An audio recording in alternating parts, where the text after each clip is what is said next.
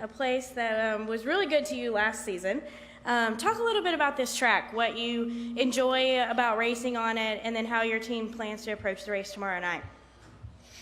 Excited to be here. I mean, obviously last year winning both races was really cool for our team, and this track, for whatever reason, has been one we've been real successful at over the years. So not sure why. Just seems like I'm comfortable here. I like the track, and whatever it is about my style, the way I like my car to drive, it ends up usually producing some speed. So far, today's been a little bit hectic, a little bit crazy with the schedule, and missing a lot of practice time and all that. But I feel like we have a good idea where we need to be, and looking forward to the rest of the weekend. All right, we're going to go ahead and take questions for Martin. I know we have several. Please raise your hand, state your name and affiliation, and we'll start in the middle. Hey, Martin, Randy Kovitz from USA Today. Off the track, there's been some of this rumors about NASCAR possibly selling a stake. Sure. What do the drivers feel like? What changes would you like to see made if there is a sale? Just how could this affect everyone? I don't know. We'll have to see going forward. I mean, if I don't even know if we're 100% sure there's any truth to it. So I think there's a lot of questions right now. Everybody has a lot of questions. I think that the people, thinking about the doom and the gloom and racing coming to an end or something, I mean, that's just nonsense. I mean, I think that there's a real opportunity that if it does happen, for some good things to happen. So we'll just have to see where it all goes. But I'm not too worried about it at this moment. We got to kind of find out if it's, if there's even any truth to it, and then get more details. So it's hard to give much of an opinion when you really don't know much of what's going on. What's good? Say some good things can happen. What can good happen? Well, there's a lot of things that are done because they've always been done that way that maybe we could look at, and those are things we can talk about away from the track and things. But there's definitely some opportunity for some things to change to help the sport, help the teams, help the drivers, help just in general everybody be a little bit more healthy. All right, go ahead. Hey, Martin. Todd Palmer with the Kansas City Star. You mentioned some things that thinking about the future of the sport. How important do you think diversity is, not just with drivers, but with pit crews and kind of behind the scenes for the future of the sport? Well, I think it's important for anything, but I think if you look at our sport and you look at the people involved in it, the opportunities are there for anyone. If you're good at what you do, it doesn't matter who you are, what color you are, whether you're a man or a woman. There's opportunities in NASCAR, and you see across the board that is a fact. So I don't even know if it's a whole lot worth talking about as far as that goes. And then this is a place that it seemed like you've been snake bit here for a couple of years, whether it was the lug nut or just some unluckiness. And then last year to get those 2 wins, is there a different feeling when you come back here this year that this is a place you've now conquered, and it's not a place where you maybe are always worried about, oh God, what's going to happen next? I don't think you ever forget the ones that got away. No matter, we could win, like you said, we won both races here last year, and I still remember those other ones that got away just as much. And it's still, when you think about it, you're still like, man, I really like to still have those, So it's hard to make up for lost time. All right, Jeff, go ahead.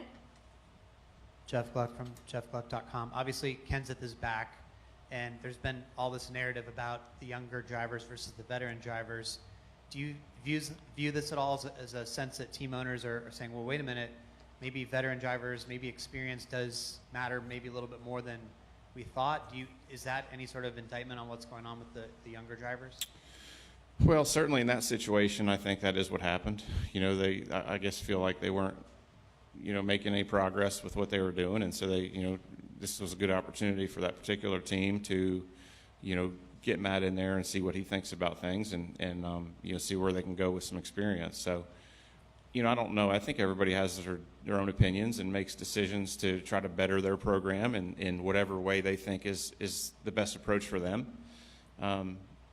There's so many circumstances around this sport and drivers and getting in situations and things like that. So this, I think, was just an opportunity for them to try something and see how it works out to try to make some progress. Why do you think the veteran drivers have dominated the season? I mean, I think there's a lot of reasons. Experienced teams, experience behind the wheel. These cars aren't driving very good. They change throughout the weekend quite a bit. Times when you need to really think about experience and think, okay, what way is this track going to go? These cars are so sensitive to weather changes and pace changes and things like that. I think having that experience and not freaking out, saying, okay, I got to be tight in this practice to be good in the race, or I got to be loose here to be good in the race. And that's the experience that's hard to get. It's hard to have that confidence when maybe you practice and you're 2 or 3 tenths off because you're fighting an ill-handling car, but if you try to fix it now, it's going to hurt you later. Those are kind of times where experience really, really plays in your hands. But again, I think also just the teams, it seems like the more experienced teams have more experienced drivers as well, like guys that are together over a period of time, building that history. It's something that history is such a big part of what we do week in and week out. It's hard to go to tracks for the first time or the second time, not only as a driver, but as a team, and be really, really successful. I feel like you get better as you go back the third time, the fourth time, the fifth time. So gaining that history together, I think, is a part of the experience as well. All right, Lee, and then we'll come back up front for Todd. Just wondering, I guess when I first got in the sport, there was talk that these cars would never be over-engineered. Formula One, that's where all the technology was, and the ridiculous amounts of money. IndyCar, same thing. Has over-engineering the cars kind of taken, some of the competitive nature out of the sport? I don't know that you could say that. I don't know. I feel like it's more competitive than it's ever been. I mean, if you look at the size of the box we have to work in, it's tiny. There's not a lot we can do. I don't really know that they're over-engineered as much as they are over-enforced rules.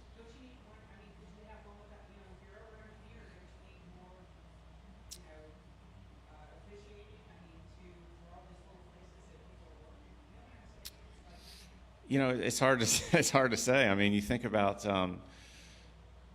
I get frustrated over Wednesday. We get all these stories about this guy was illegal, that guy was illegal, and from the fans' point of view, they think, oh, everybody's cheating. This is ridiculous. I'm pissed. I don't want to talk about this on a Wednesday, or I don't want to watch racing because all these guys are frauds. That's kind of what a lot of our fans are thinking. And you look at some of the inspection issues, and I've seen things that happened this week, and it's like, seriously, that is not why that guy ran third. That is not why that guy ran second. I mean, let's have some common sense in the way we enforce some of these things. And then, Wednesday inspections, you take 4 cars. If you took the whole field, 38 of them might have failed this particular week, where you had so many that didn't pass. So I don't know. It's a frustrating thing. It's hard to place blame on anyone. I know NASCAR's in a tough spot. They want to make the playing field level. They want everybody to feel like that everybody's got the same thing out on the racetrack, and it's coming down to the best driver. There's just so much to it, and it's so complicated. But it is frustrating to just hear about penalty after penalty after penalty, and from the driver's point of view. All right, Todd, go ahead. Martin, how much has Jim Watson been on your mind coming back? I mean, last year you're in the middle of the chase, chasing down that first championship. Has it hit you coming back here a little bit? Well, he's always going to be part of our team. There's one of his racing decals is still in the hauler. It'll be there till I guess our team quits racing. So he's always a part of our team. I don't know that I thought about it more just coming back here, but we always think about him for sure. And then I wanted to ask you too about Dale Jr., 15-time most popular driver. Give me your sales pitch. If you're trying to convince... I don't have one. You don't have one? If you like me, fine. If you don't, I could care less. All right. So, it wouldn't mean anything to you if you won that award now that Dale's kind of cleared out of the way? Well, it'd mean a lot, but I don't want to give a sales pitch and try to convince anyone. I just, I am who I am. I feel like I try to do things the right way, and yeah, if you don't like me, that's okay too. Everybody has an opinion. All right. Any final questions for Martin? All right, Martin. Thanks, guys. Thanks for your time. Best of luck this Thank weekend. you.